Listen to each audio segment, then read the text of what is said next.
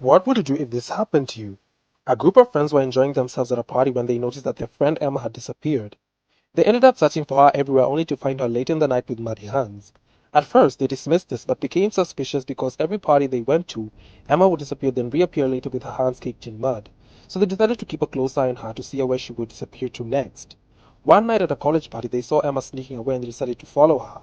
They walked behind Emma for almost 30 minutes until she stopped in the middle of the road and crouched. She then shape-shifted into a skinwalker and ran into the forest. Extremely horrified, the friends called the police who later uncovered over 20 half-eaten bodies buried in the forest, revealing why Emma's hands were always muddy. A young woman was driving home from a party one night when she noticed a red car slowly following behind her. When she made a turn, the car also made a turn, and when she sped up, the car behind also sped up. Every minute, the car's headlights would be flashing at her. Feeling creeped out, the woman kept driving until she reached home and quickly called the police. The police arrived and apprehended the driver of the car, and when questioned, the man insisted that he did nothing wrong. He explained that he had seen a creepy man sneak inside the woman's car, and the reason he kept flashing his headlights was because he was trying to warn the woman that each time the man raised his head, he was going to stab her. When the police checked the back seat, they found a creepy man crouched, and in his hand was a knife. This is why you should never trust your boyfriend.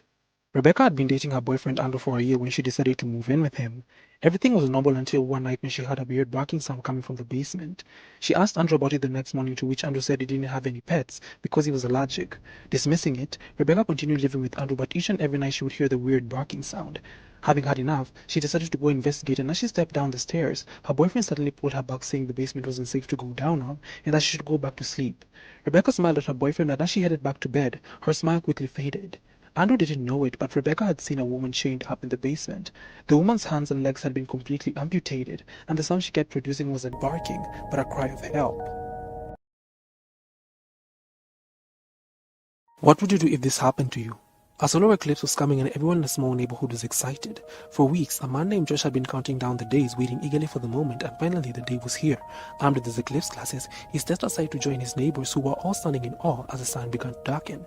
He put on his sunglasses and looked up, but they noticed that they were smudged. Frustrated, he took them off to clean them when suddenly he heard a scream. He looked up to see his neighbors running back into their houses in horror. Confused, he ran up to his neighbor Martha, who was trembling at her door, and asked what was going on. She didn't speak but just pointed up. Josh put his sunglasses back on and looked up, and his heart immediately dropped as he saw that the sun wasn't being eclipsed by the moon, but by a giant massive eye which was staring down at them.